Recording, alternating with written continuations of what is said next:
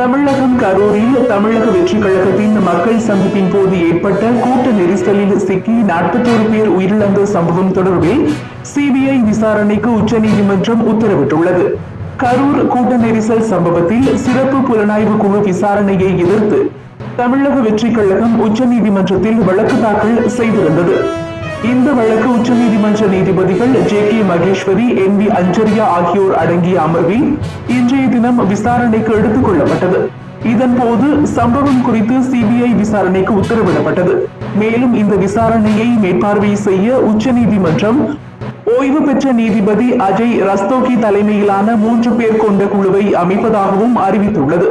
வழக்கு விசாரணை சுதந்திரமாகவும் நியாயமாகவும் நடத்தப்பட வேண்டும் என்பதை உறுதி செய்யும்படி இந்த குழுவுக்கு அறிவுறுத்தப்பட்டுள்ளது.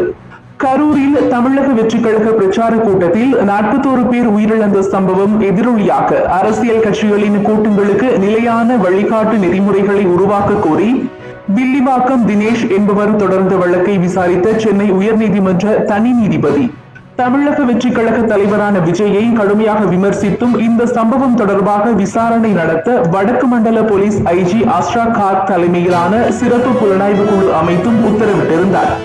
எனினும் இந்த உத்தரவை எதிர்த்து தமிழக வெற்றிக் கழகத்தின் தேர்தல் பிரச்சார மேலாண்மை பொதுச் செயலாளரான ஆதவ் அர்ஜுனா உச்சநீதிமன்றத்தில் மனு தாக்கல் செய்திருந்தார்.